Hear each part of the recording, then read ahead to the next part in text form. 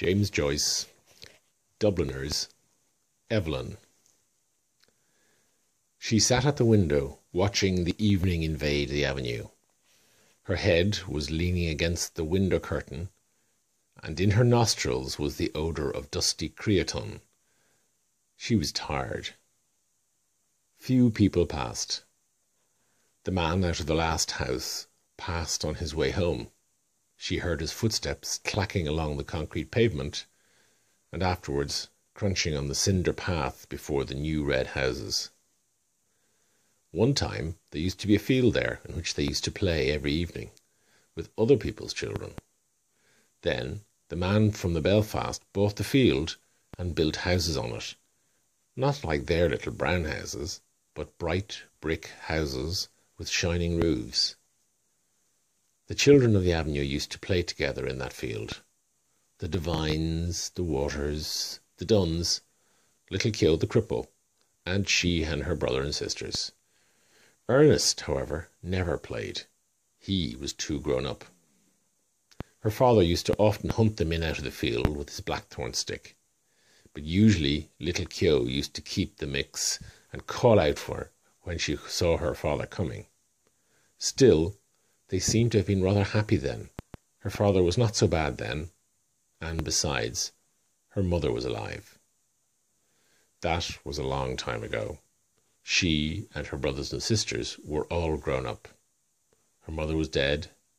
Tizzie Dunn was dead too, and the Waters had gone back to England. Everything changes. Now she was going to go away like the others, to leave home. Home? She looked around the room, reviewing all its familiar objects, which she had dusted once a week for so many years, wondering where on earth all the dust came from. Perhaps she would never see again these familiar objects from which she had never dreamed of being divided. And yet, during all those years, she had never found out the name of the priest whose yellowing photographs hung on the wall above the broken harmonium and beside the colour print of the promise made to the Blessed Margaret Mary of Alcoque. He had been a school friend of her father. Whenever he showed the photograph to a visitor, her father used to pass it with a casual word, "He's in Melbourne now." She had consented to go away, to leave her home. Was that wise? She tried to weigh each side of the question. In her home, anyway, she had shelter and food. She had those whom she had known all of her life. Of course, she had to work hard, both in the house and at business. What would they say of her in the stores when they found out that she had run away with a fellow? She was a fool, perhaps, and her place would be filled by an advertisement. Miss Galvin would be glad. She had always had an edge in her, especially when there were people listening. "Miss Hill, don't you see these ladies are waiting? Look lively, Miss Hill, please." She would not cry many tears at leaving the stores.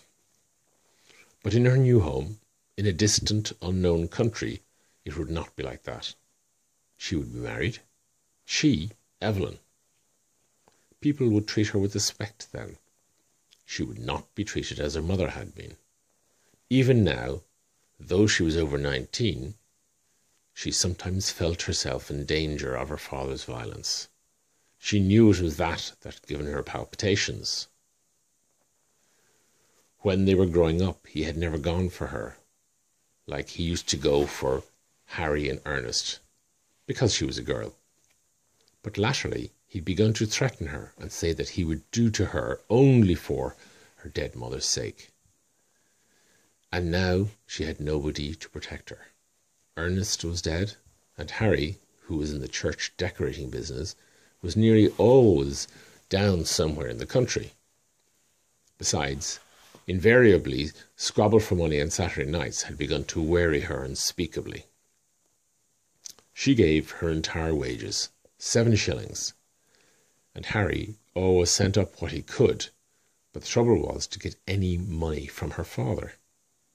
He said she used to squander the money, that she had no head, and that she wasn't going to give her his hard-earned money to throw about the streets, and much more, for he was usually fairly bad on Saturday nights. In the end, he would give her money and ask her had she any intentions of buying Sunday's dinner.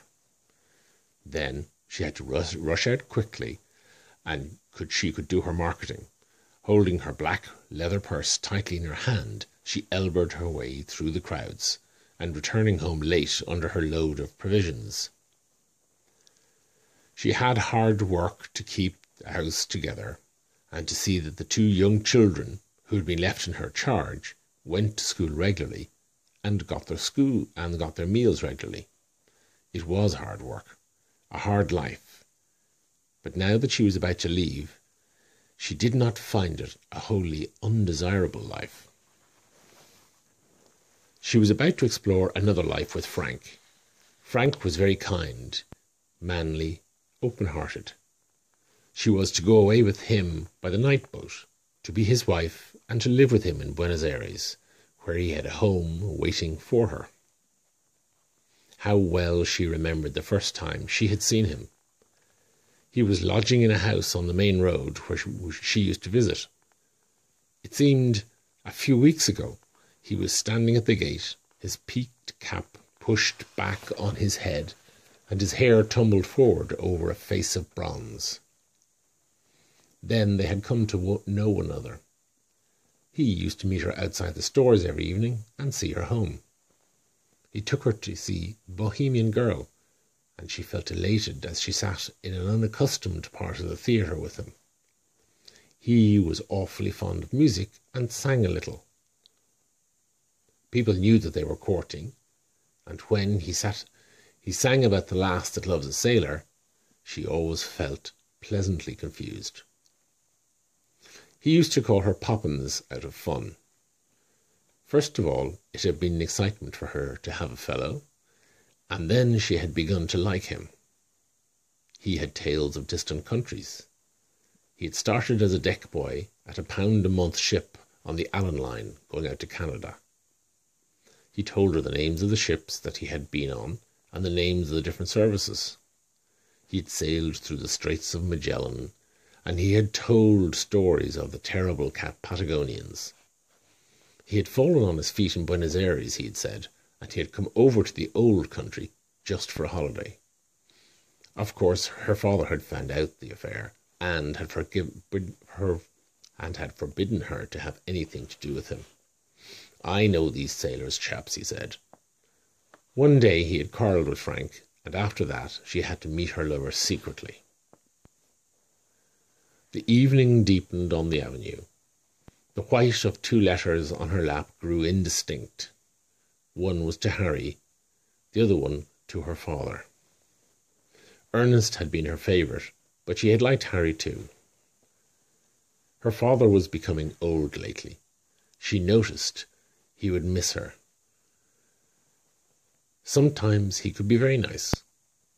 Not long before, when she had been laid up for a day, he had read her out a ghost story and made toast for her at the fire. Another day, when her mother was alive, they had all gone for a picnic to the Hill of Howth. She remembered her father putting on her mother's bonnet to make the children laugh. Her time was running out, but she continued to sit by the window, leaning her head against the window curtains, inhaling the odour of dusty cretonne. Down far in the avenue, she could hear the street organ playing. She knew the air. Strange that it should come that very night to remind her of the promise to her mother. Her promise to keep the home together as long as she could. She remembered the last night of her mother's illness. She was again in the close, dark room at the other side of the hall, and outside she heard the melancholy air of the Italy. The organ player had been ordered to go away and given 6pence. She remembered her father strutting back into the sick room, saying, "Damn Italians coming over here." She mused the pitiful version of her mother's life, laid its spell on the very quick of her being. That life of commonplace sacrifice closing in its final craziness. She trembled as she heard again her mother's voice saying constantly with foolish insistence, "Deveron Seron, Deveron Seron." She stood up in a sudden impulse of terror. Escape. She must escape. Frank would save her. He would give her her life, perhaps love, too, but she wanted to live. Why should she be unhappy? She had a right to happiness. Frank would take her in her arms, fold her in his arms. He would save her. She stood among the swaying crowd in the station at the North Wall. He held her hand, and she knew that he was speaking to her, saying something about the passage over and over again. The station was full with soldiers with brown baggages. Through the wide open doors of the shed, she caught a glimpse of the black mass of the boat lying in beside the quay wall, with illuminated potholes showing. She answered nothing. She felt her dark cheek pale and cold out of the maze of distress. She prayed to God to direct her, to show her what was her duty. The boat blew a long, mournful whistle into the mist. If she went tomorrow, she would be on the sea with Frank, steaming towards Buenos Aires. Their passage had been booked. Could she still draw back after all he had done for her? Her distress woke a nausea in her body, and she kept moving her lips in silent, fervent prayer. A bell clanged upon her heart. She felt him seize her hand. "Come!" All the seas of the world tumbled about her heart. He was drawing her into them. He would drown her. He gripped with both hands at the iron railing. "Come!" No, no, it was impossible. Her hands clutched the iron in frenzy. Amid the seas she sent a cry of anguish. "Eveline!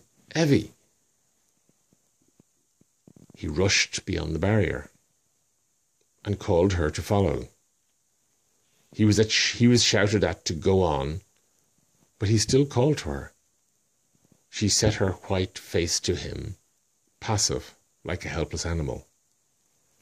Her eyes gave him no sign of love, or farewell, or recognition.